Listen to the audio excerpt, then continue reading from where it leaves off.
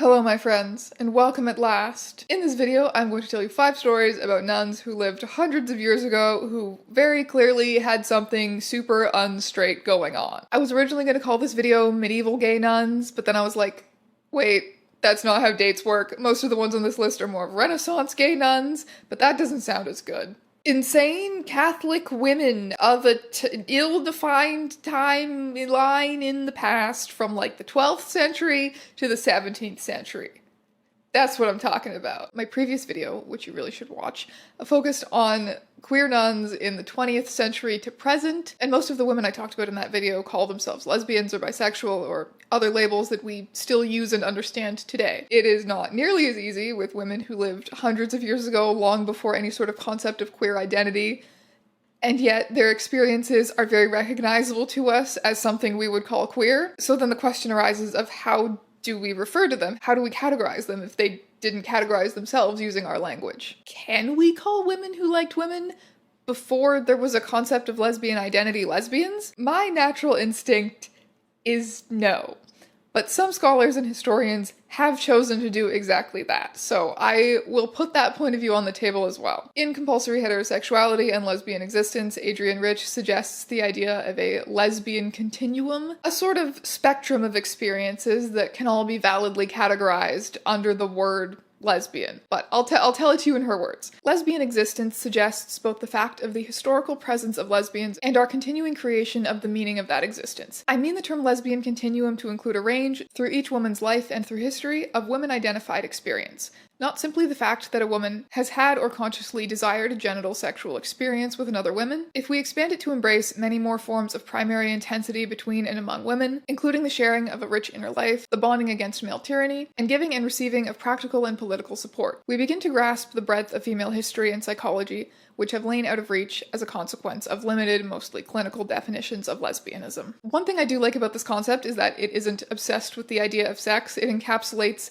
that weird codependent friendship you had in the 4th grade that you still think about into your mid-20s because something about that is a formative gay. However, I also find it to be very imperfect and a product of its time, and to be honest, I simply don't really have a desire to categorize these figures, these historical figures, as lesbians. I like using the word queer, I like how much potential it fits inside of it, and it feels like the best option to me because how would the women that I'm going to tell you about today have identified using modern language? Lesbian, bi, pan, non-binary, transmasculine. I like the ability of the word queer to encapsulate all of those potentials. I look at these very queer historical figures and myself as a modern lesbian, and their experiences very much do feel like predecessors to my experience, and one could say that they're on the lesbian continuum, and many people have. Benedetta Carlini's biography has lesbian nuns slapped on the cover, so people do it. And honestly, they're dead, they probably don't care, so it's not even that deep, but for me it feels the best to just say queer nuns or gay nuns, because people use gay as like a all-encapsulating term as well. So for me, I will probably just say gay or queer as much as possible. But before we delve any deeper into the very exciting realm of historical queer nuns, I need to tell you a little bit about this video's sponsor, BetterHelp. BetterHelp connects you, yes you, with a licensed therapist through the magic of the interwebs, so that you can get therapy, you can get help that you need as easy as possible. I had this experience a couple of years ago where I was trying to find a therapist, so I was going through this whole process of trying to research and vibe check all of the ones in my area and like which ones were transit accessible, and I finally pick a therapist and I go all the way there and I just do not click with her at all. And I still ended up going back and wasting my money for like 2 or 3 more sessions because the idea of restarting my whole process of looking for one was daunting. Until I then realized, in my little brain, that BetterHelp existed, and I got connected with a therapist that I immediately really liked. And even if I hadn't been that lucky on the first try, BetterHelp makes it super easy to request a new therapist at any point. They have a network of over 20,000 therapists, which is a lot more therapists than are in your city, I'm gonna bet.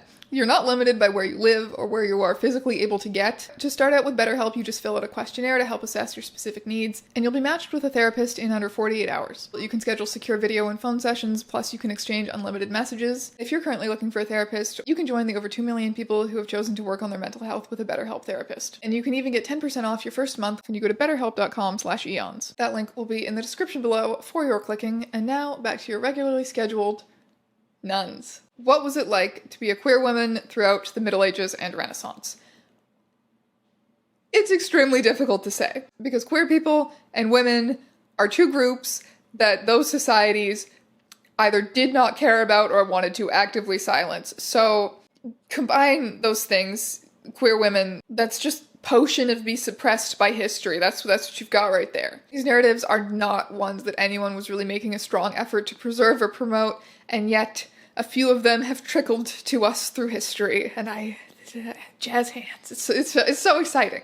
I love my nuns. The queer women in the Middle Ages and Renaissance that we know about are they're nuns. I feel like if I were to try and research just like in general queer women's sexuality back then, pretty much everything that comes up regardless is nuns. I'm pretty sure the stories I have for this video are the most interesting ones from those time periods, and all of them at some point have a run-in with the convent. Some of them aren't really technically nuns, but there's convents and nuns involved in every single one of these stories. I went into a lot more depth in the predecessor to this video about why convents always inevitably turn out to be very queer spaces.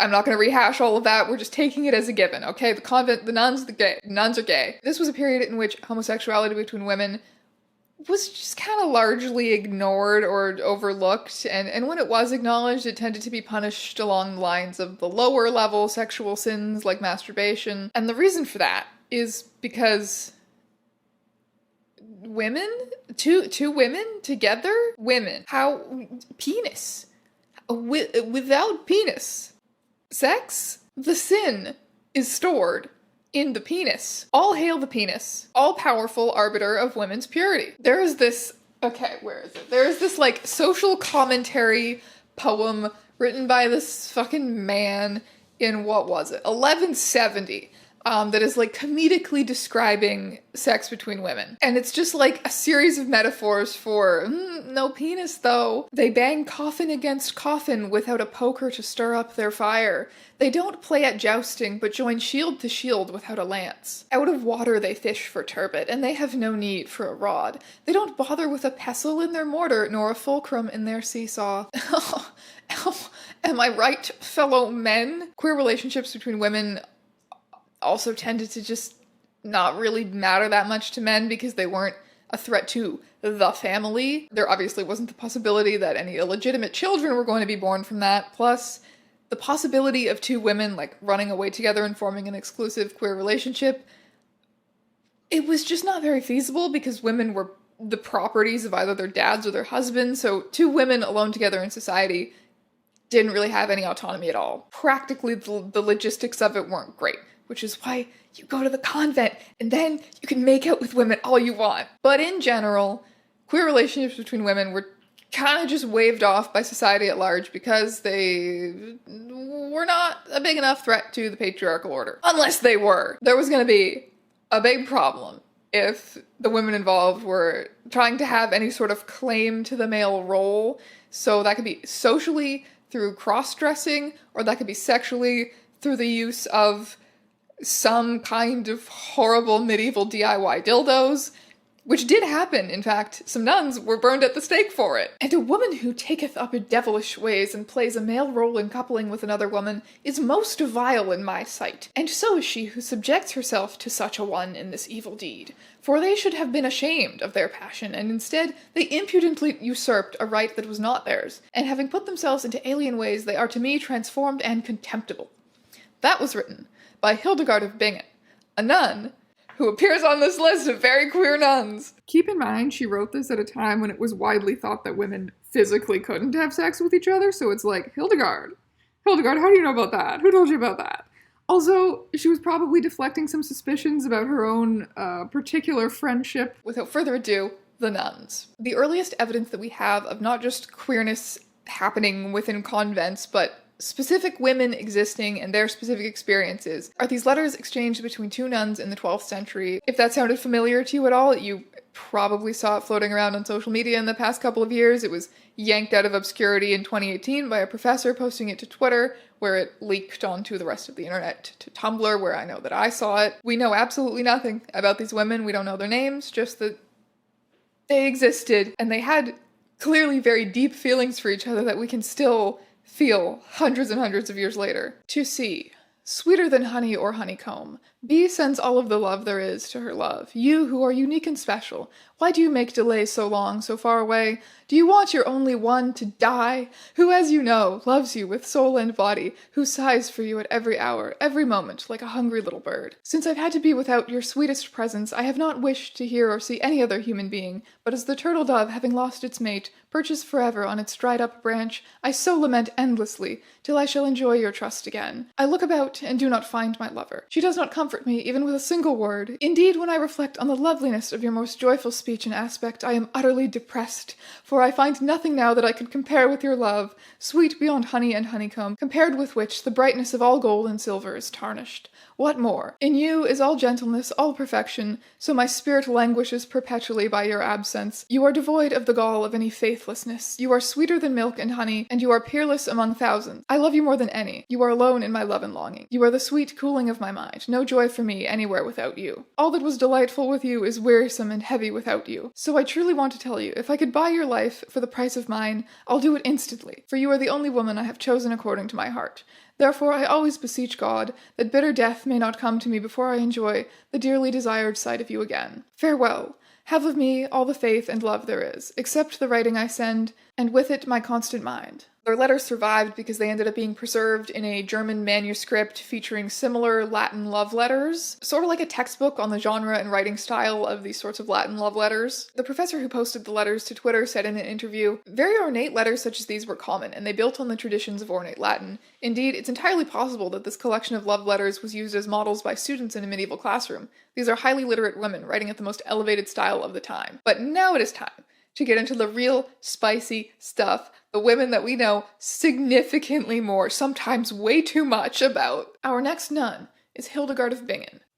Saint Hildegard. She was born in 1098, which is exactly 900 years before me. She was born to an upper-class German family and was the youngest child of 10. As a child, she suffered from the agonies, the illnesses, the headaches, the visions. Her family looked at this and said, all right, okay, and sent her to the convent at the age of 7 as a novice. Interestingly, they actually paid to do this. It was kind of similar to like the way a dowry functioned with marriage. Technically illegal, but for some crazy funny reason, Hildegard's convent and many others of the time were entirely filled with upper-class women. It was a very respectable option for girls who might have some trouble fitting in for whatever reason that is. Convents were there for girls who had a religious vocation, yes, but also maybe intellectual aspirations, or some funny, crazy reason not to want to marry a man, or being plagued by visions. They were refuges from the social expectations, the gender and sexuality norms of the time for weird girls of all variety. The convent is where Hildegard learned how to read and write, both in the vernacular and in Latin. You had to know Latin back in the day if you wanted to get into any of the serious intellectual reading. All the good stuff was in Latin. Music, literature, theology, medicine. Hildegard educated herself on a crazy range of topics, and at 38 years old she became the abbess of her convent. And as abbess, she had a sort of assistant, personal secretary. This was a younger woman named Richardis von Strad. Richardis became her closest companion, her particular friend, if you will. Because Hildegard and her life story are so famous, probably the most easily the most famous on this list. There are some depictions of her and Richardis together. However, around the same time that she became abbess, her visions started to become a lot more intense, leaving her bedridden on multiple occasions. Historians think it probably took her around 10 years, but she eventually cataloged her visions and her personal idea of God in her first book, usually referred to as Civias. That's shortened from the original Latin title, Cito Vias Domini, or Know the Ways of the Lord. Richardis, also being highly educated, is thought to have been a very close consultant and support system to Hildegard while she was writing this first book. However, Richardis had a brother who was an archbishop, and he arranged for her to become the abbess of a distant convent. What ensued after that is the reason why it's thought that the relationship between Hildegard was more than just very close friends. A cavalcade of angst-filled letters. Hildegard writes letters to Richardis begging her not to go. "Why have you forsaken me, like an orphan? I loved the nobility of your conduct, your wisdom, and your chastity, your soul, and the whole of your life." Then Hildegard writes letters to Richardis' family, begging them to get her not to go. Richardis goes anyway. They write each other long, pining, romantic letters. "Now let all who have grief like mine mourn with me, all who, in the love of God, have had such great love in their hearts as mine for a person, as I had for you, but who was snatched away from them in an instant as you were from me. Richardus writes letters to Hildegard saying that she promises to come back so that they can be reunited, and then she dies! Hildegard writes letters to Richardus's brother lamenting her loss. Therefore, although the world loved her physical beauty and her worldly wisdom while she was still alive, my soul has the greatest confidence in her salvation, for God loved her more. Therefore he was unwilling to give his beloved to a heartless lover, that is, to the world. So her girlfriend was dead. But things were going to take an interesting turn for Hildegard regardless, because the Pope got his hands on a copy of Civia's and thought it was pretty cool. Said, Hildegard, that's pretty cool, and encouraged her to keep on writing. And she said, okay, bet. And then just... I feel like everyone my age is convinced they're going to be like washed up and dead by 30. But look at Hildegard, okay? Her first book, which kicked off all of this, she didn't even finish until she was like 50. She peaked from like 50 to 80. Her writing made her a very influential public figure. She was extremely prolific and on a very impressive range of topics. She was a music composer. We have more of her music surviving than any other medieval composer, and her work is still widely played and enjoyed. She wrote a play, she practiced medicine and holistic healing, with a medieval knowledge base, but her work was nonetheless very important, very helpful to a lot of people, and sometimes even groundbreaking for its time. What else? Yeah, she invented her own alternative alphabet. Mainly, of course, though, she was a spiritual leader. She's still a notable occult figure today. To try and break down a lengthy and complicated body of work to its bare essentials, her most defining belief was in the inherent spirituality of nature, which was honestly very radical because Christianity tends to dismiss this world as corrupt and impermanent compared to the perfection of heaven. Hildegard was controversial,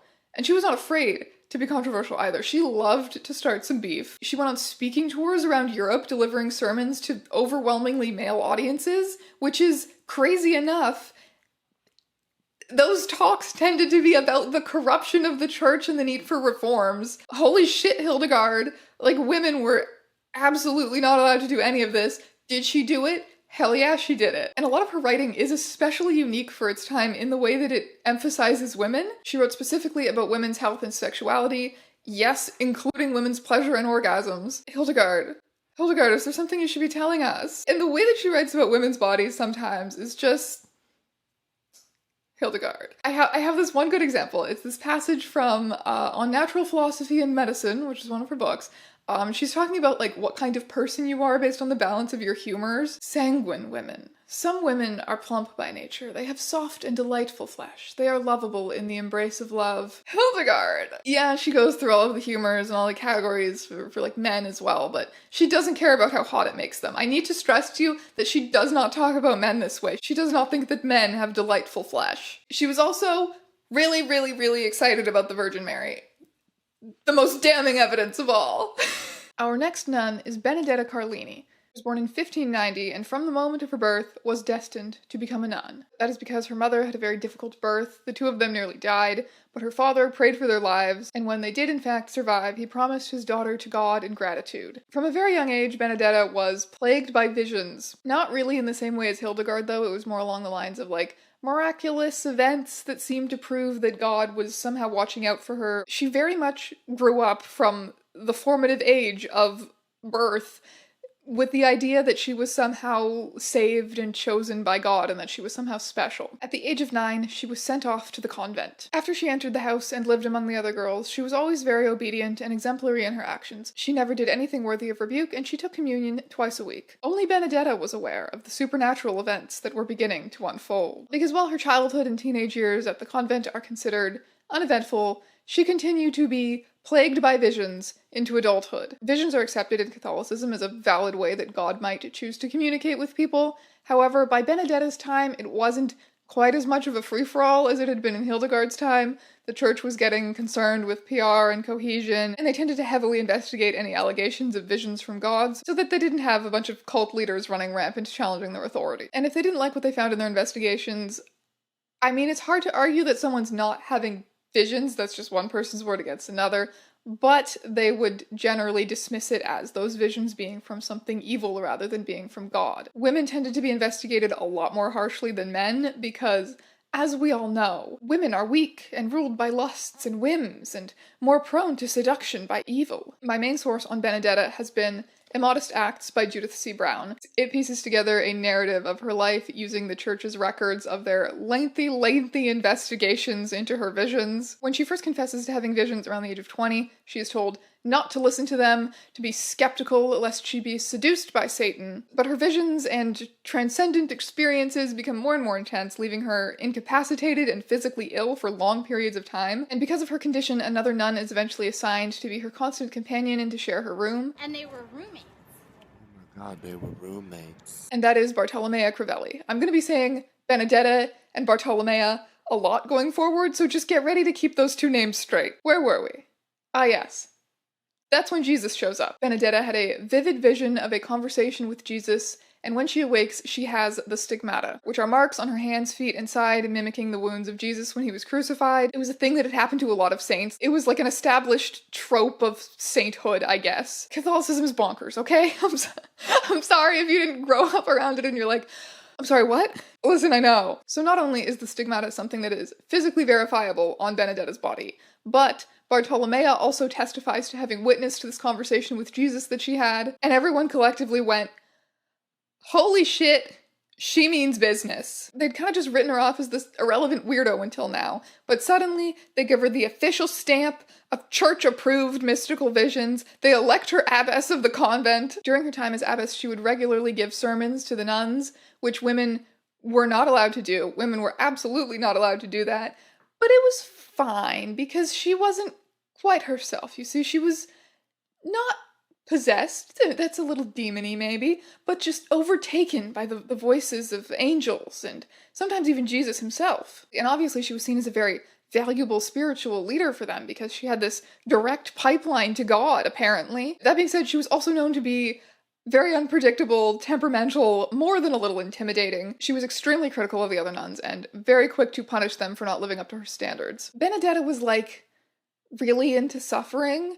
I mean, Catholicism is bonkers, we know this, but she was, like, into suffering by Catholic standards. Punishment and, like, self-inflicted penance were where it was at for her. Sometimes during her preaching, she would require the nuns to punish themselves with their whips while she spoke. When she was in her Jesus mode, she was extremely bold and confident, and also very quick to praise Benedetta's virtues. One moment she'd be Benedetta, and then she'd be Jesus, being like, you know, Benedetta, she's just like the coolest, most virtuous woman ever. She's like the greatest.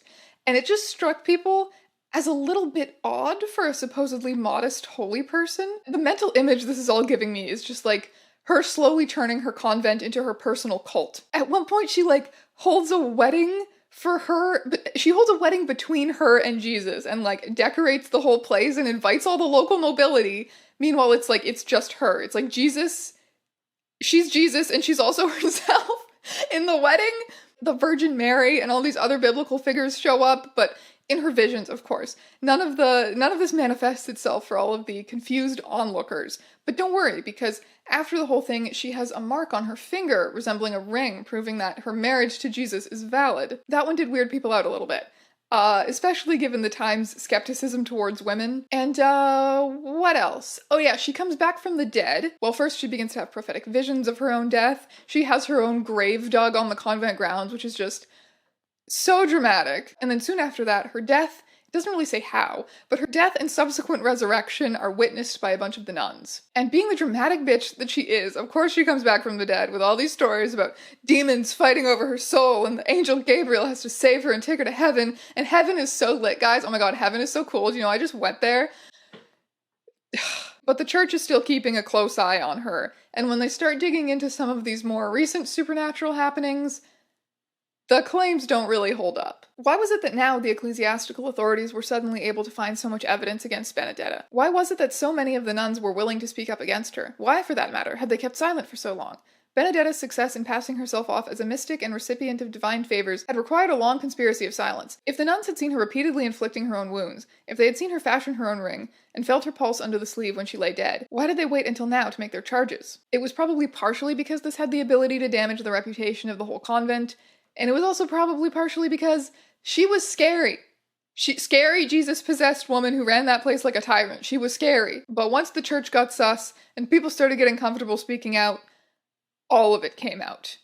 And by all of it, I mean the gay sex. Oh my god, they were roommates. I'm going to throw some logic at you here. Okay, so nuns are married to Jesus, right? So if one is possessed by Jesus, then it is only natural that a husband and wife might... Yeah, so she and Bartolomeo were sleeping together the entire time, and apparently the Jesus possession made it, like, cool and not a sin. I mean, that was Benedetta's reasoning, but the church didn't really have that one. Now, the actual dynamic between those two women, with very similar names, and most importantly, whether their relationship was consensual, is unknown, because things get a little sticky when you're being investigated by the church. Benedetta is obviously going down for this crime regardless, but if Bartolomeo wants to get out unscathed, she'll have to tell the church authorities that she was coerced into committing these immodest acts. And that is exactly what she does. She was the nun whom Benedetta persuaded to engage in the most immodest acts, and who now, prodded by a sense of very great shame, was ready to talk. This sister Benedetta then, for 2 continuous years, at least 3 times a week, in the evening after disrobing and going to bed, would wait for her companion to disrobe, and, pretending to need her, would call. When Bartolomeo would come over, Benedetta would grab her by the arm and throw her by force onto the bed. Embracing her, she would put her under herself, and kissing her as if she were a man, she would speak the words of love to her. And she would stir on top of her so much that both of them corrupted themselves, and thus by force she held her sometimes 1, sometimes 2, sometimes 3 hours. So disturbing was Bartolomeo's testimony for the scribe who recorded it, that he lost his usual composure. His handwriting, so neat and orderly up to now, grew illegible. His words and even some of his phrases had to be crossed out and rewritten. So this was going on for 2 years, at least 3 times a week, for 2 to 3 hours. That is very specific. And time-consuming. Y'all had sex for like 9 hours a week for 2 years straight? It is definitely possible that Benedetta was an authority figure who used her power and unique circumstances, as well as the fact that she was much older than Bartolomea, to coerce her. But the fact that prior to the investigation they had given off the impression of being very close, and Bartolomea had had nothing but positive things to say about her relationship with Benedetta, and the fact that they had a very, very good reason to lie here, I think makes it equally plausible that their relationship was perfectly consensual. Listen, okay? So we somehow, like, this is still some kind of absurd miracle to me, we somehow got an HBO show about Anne Lister, and it's honestly ruined me a little bit, because now I want the same treatment for all of my other morally bankrupt, chaotic, gender-bending historical lesbians. I don't have it, but I want it!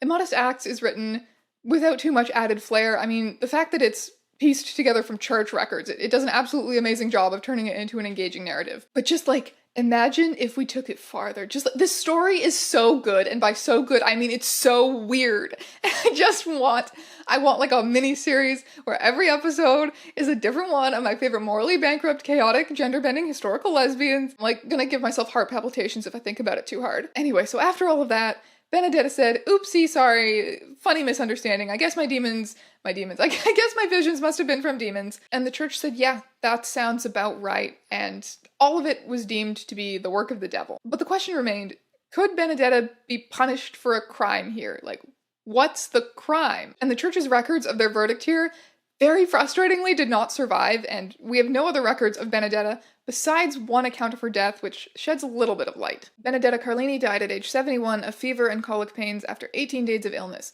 She died in penance, having spent 35 years in prison. Benedetta was sentenced to hermitage, which is like nun solitary confinement, and yes, she spent 35 years in there. However, it's still unclear whether the church punished her or whether the nuns did, because the nuns had the power to sentence one of their own hermitage. They had more than enough good reasons to be quite pissed off with her. Bartolomea, on the other hand, lived out a pretty normal life as a nun. Later accounts of her life at the convent seem to indicate that she didn't suffer any long-term or serious punishment for this. It's impossible to say with certainty what aspects of the case were most important in determining the sentence. As harsh as it may seem, it could be argued that Benedetta got off lightly. If the authorities had concluded that her crime was sodomy, they would have recommended that both she and Bartolomea be burnt at the stake. During the previous century, several women had been executed for sodomitical offenses throughout Europe. The sodomy laws which applied to homosexuality between men were very rarely applied to homosexuality between women, but when they were, it was usually due to the use of material instruments, aka some kind of terrifying homemade medieval dildos. But there was none of that going on here, so it was honestly a very difficult case for the church to parse. Honestly, I think it scrambled their little brains a little bit because there's a lot going on. There's a lot to unpack, even with modern language, to talk about gender and sexuality and all this complicated stuff. Benedetta's claim, of course, was that she was under the influence of other entities, but whether consciously or unconsciously, what she did was take on a male role that gave her the ability to transgress both socially and sexually. She wanted to be a leader, she wanted power and personal achievements, she wanted to act on her desires for women, all things that should have been impossible for women in her time. She was a very eccentric and Catholic person, and there's no doubt that she did a lot of harm to the nuns who were living under her tyrannical rule. So I'm not trying to paint her as some kind of like modern feminist girl boss, Jesus Christ. But okay, just consider, just given the circumstances, the year is 1590. You are plagued by visions and promised to a convent from birth. In your heart of hearts, you are a cutthroat, coke-addicted CEO who needs to have sex with women 10 hours a week. All I'm saying is she really gave it a good go. She really used her cultural context and all of the resources that she had at her disposal to try and finagle the kind of life that was most authentic to her. And you know what? Who says a girl boss needs to be unproblematic? If I couldn't have my miniseries, if I had to pick one of these nuns to get some kind of a TV show or movie adaptation, it would be Benedetta. I'm actually pretty sure there is a movie about her. I haven't seen it. I think it's French. The French are insane. Maybe it'll be good. Okay, so I watched the movie. It's loosely, and I must stress, very loosely, based on Immodest Acts by Judith C. Brown. Benedetta is played by this, like, Jennifer Lawrence knockoff-looking actress. And it features Bartolomea carving a wooden statue of Mary into a dildo. Thank you, French people. I knew you wouldn't let me down. Our next subject is Julie d'Aubigny. I will admit, it is a stretch to classify her under nuns. However, her story is so incredibly bonkers that I can't not include it, and I promise it involves multiple convents. Julie was born in France in 1673 and grew up in the court of Louis XIV. Her father trained court pages in fencing, horseback riding, all that kind of fun stuff. And she joined in, learning along with the boys, wearing the same clothes as them, so she gained a love of sword fighting and cross-dressing from a very young age. I will say, though, her father sounds like a weird influence. He very much raised her in the world of men, because that's what he knew. And that involved a lot of cool fun stuff, like sword fighting. But it also involved a lot of gambling and getting blackout drunk in bars and in brothels. Weird idea of father-daughter bonding. She was married off around the age of 14 or 15, but it, kind of never really comes up again. All that really matters that she got out of her marriage was the name. Her married name was Madame de Maupin. She's referred to by that name or by just La Maupin quite a lot in her future life endeavors, and I mean, if you're looking for sources on her, that is usually the name that she's referred to by. But that's pretty much all that came out of her marriage, because he's not around, she runs off on many, many impulsive love affairs with both men and women throughout her teenage years. She is not some kind of a fancy lady. She goes out on the road, makes a living for herself, doing fencing displays and duels. My god, this woman loves a good duel. It's interesting that at no point does she claim to be a man. She's very publicly a woman who wears men's clothing, which actually ended up leading to some rumors that she wasn't a woman in men's clothing, but a man pretending to be a woman in man's clothing. And to dispel these unfair rumors, to prove that she was in fact a woman, she got into the habit of ripping off her shirt during fencing displays, just titties to the wind, ready to maim a man. Unfortunately for her, this was around the time that France was really cracking down with its anti-dueling laws, because it's not really a safe thing to have people gallivanting around your countryside just doing left and right, so they were really cracking down on the dueling, but she managed to successfully argue in front of the French court that girls can't duel. Never mind, she's a public menace who's injuring men left and right. They were like, yeah, that sounds right. Girls can't duel. Let her go free. She's not doing anything wrong. So maybe she had to lay low and not stab some people for a little while.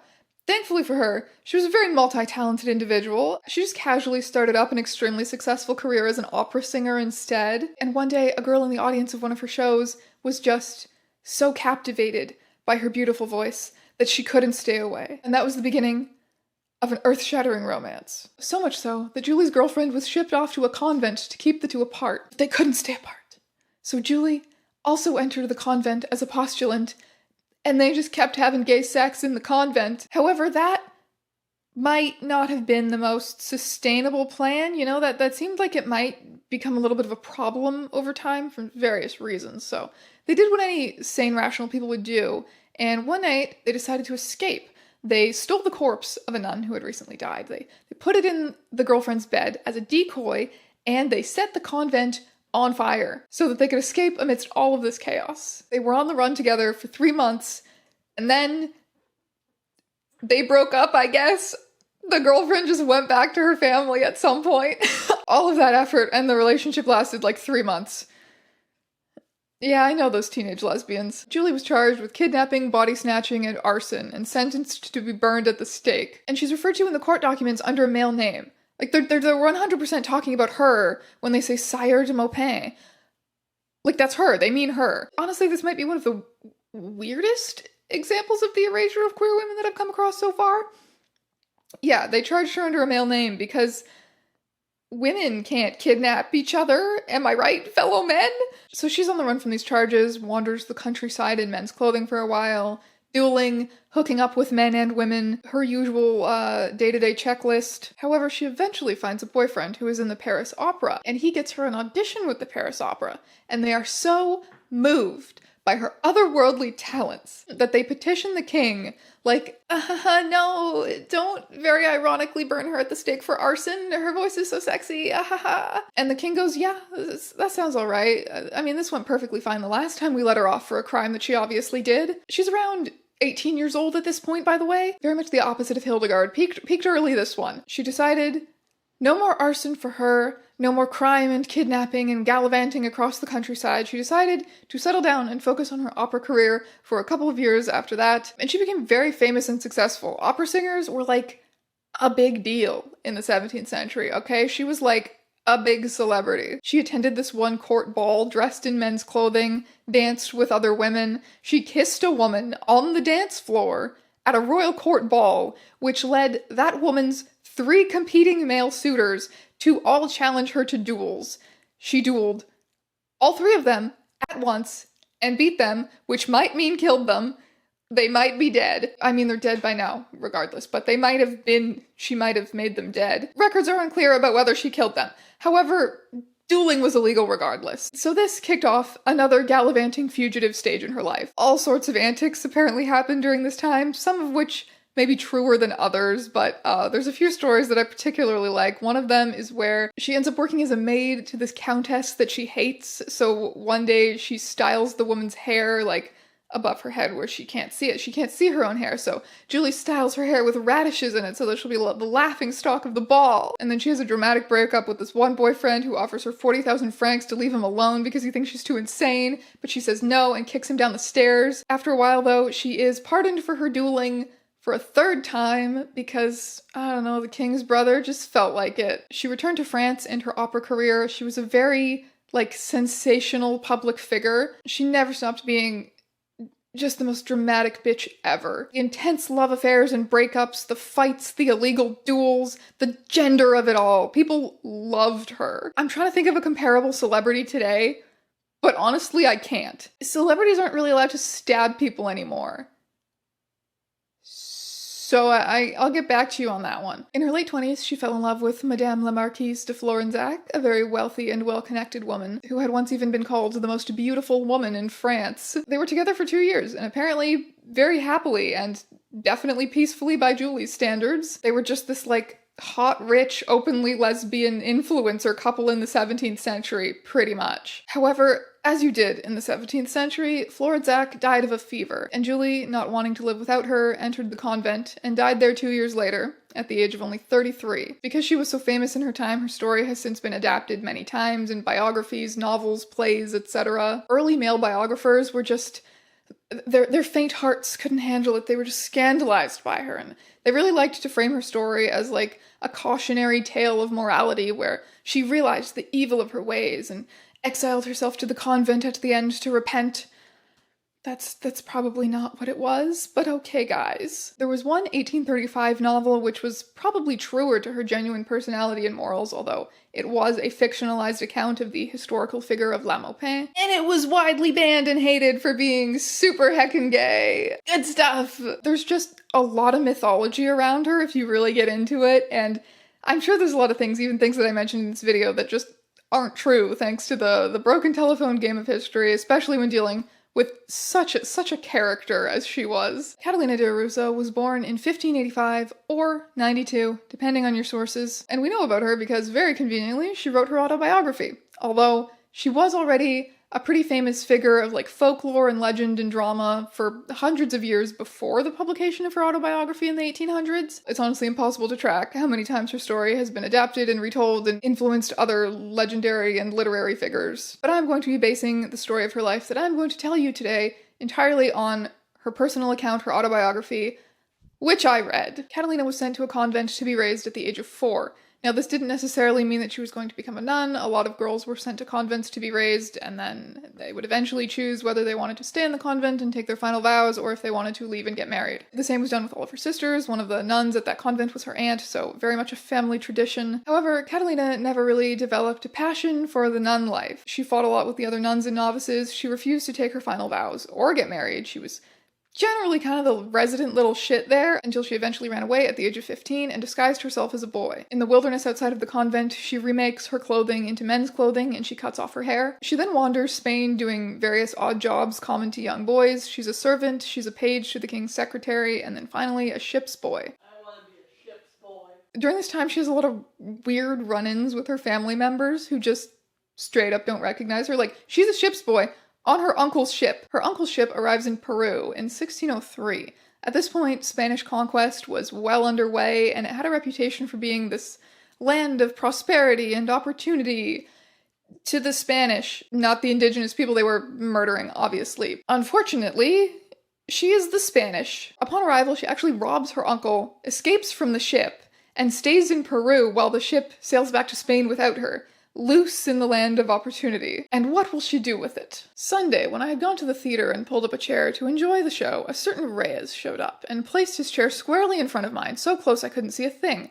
I asked him if he would mind moving a bit to the side. He responded in a nasty tone, and I gave him back a little of the same. Then he told me I'd best disappear or he'd be forced to cut my face wide open. Seeing as how I was weaponless, except for a short dagger, I made my exit, more than a little enraged, and with a couple of friends at my side who followed along trying to calm me down. The next morning, a Monday, I was in the shop doing business as usual when I saw Reyes walk past the door. I closed the shop, grabbed up a knife, and went looking for a barber to grind the blade to a saw-toothed edge. And then, throwing on my sword, it was the first that I ever wore, I went looking for Reyes, and I found him, where he was strolling by the church with a friend. I approached him from behind and said, "Ah, Senor Reyes." He turned and asked, "What do you want?" I said, "This is the face you were thinking of cutting up," and I gave him a slash worth 10 stitches. He clutched at the wound with both hands. His friend drew a sword and came at me, and I went at him with my own. We met. I thrust the blade through his left side, and he went down. I ran straight into the church, followed just as quickly by the sheriff. In Peru, she does various odd jobs and travels around, but always ends up having to flee town, evading the law because she murdered someone in some stupid dick measuring contest, or there's some kind of romantic drama with too many women interested in her all at once. Now, the writers to the introduction and the foreword of my copy of Catalina's autobiography tell us that her sexuality is never quite explicitly discussed. Sometimes maybe she almost kind of hints at things, but then she moves on to another topic before she can discuss anything really. That she never seems to show any genuine interest in other women, and that there's really no concrete evidence that she ever had relationships with them. And I'm sure these writers are very educated people who have spent much more time with the text than I have, but I'm some guy on the internet, and I'm here to tell you that she fucks, by the way. But that's just my reading of it. Just, perspectives on the table. Yes, she does run away from potential marriages constantly, but that's not because she's not gay as heck. That is because she's a fuckboy who prefers a life of adventuring and murdering, not getting married and settling down. She eventually decides to join the army, where she ends up staying for 5 years serving as a lieutenant. Keep in mind, though, the war that she's always referencing, the war that they're fighting, is much more accurately described as a genocide. I'm going to read you some very funny, delightfully stupid passages from this book, but probably don't pick this up as a light, fun read. Because of that, there are just as many passages that are quite disturbing. She eventually has to leave the army because who could foresee this turn of events? She gets into some trouble for being very quick to stab people, and once again resumes her life of wandering, doing odd sort of jobs from town to town. Throughout all of this, she never expresses any fear of being discovered as a woman. Like, this isn't the same as the last one where it was known that she was a woman dressed in men's clothing. No, she was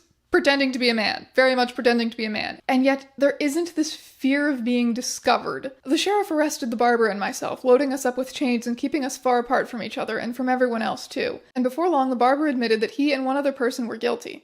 Then the justice came for my confession. I told him I didn't know the first thing about it. He ordered me to be stripped and tied to a rack. They gave the screws a few turn, and I held fast, steady as an oak. The questions were still coming, and the screws were still turning, when a note arrived, and the justice opened it and read it, and then just stood there for a while, looking at me, and said, "Take the lad down." So there you have it. Literally, she gets stripped and tortured at one point, and nobody mentions it. Nobody mentions it. The sheriff is just like, take the lad down afterwards. This is a passage I find quite fun, where she's doing a little gambling. The merchant, who was already smarting from his losses, said, "I raise you." I said, "How much do you raise?" And he said again, "I raise you." And I asked, "How much?"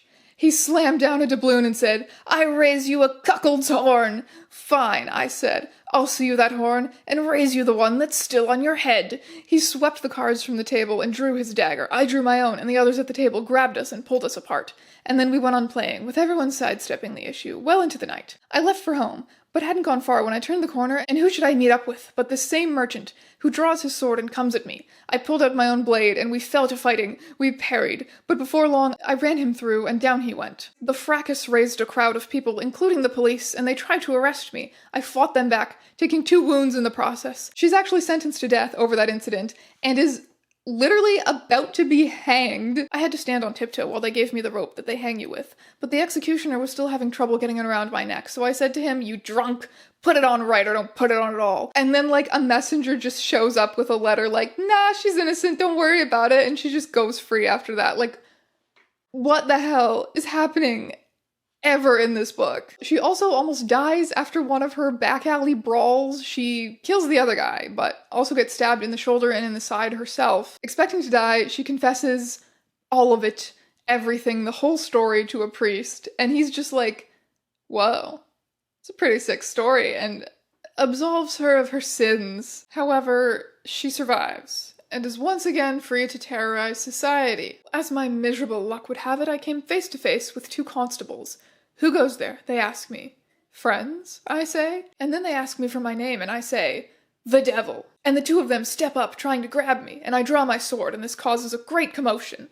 "In the name of the law," they begin to shout, and people come running. This particular fight ends up being broken up by a bishop, who takes her in afterwards, and she ends up, once again, confessing her whole life story to this man. I revealed myself to the bishop and told him, "Signor, all of this that I have told you, in truth, it is not so. The truth is this, that I am a woman," only this time, he's not just like, "Cool story, bro." His acceptance comes with some conditions. The bishop called for me again and spoke to me with great kindness, urging me to thank God for his mercy and showing me that I had been traveling the road of the lost, the road that leads straight to eternal punishment.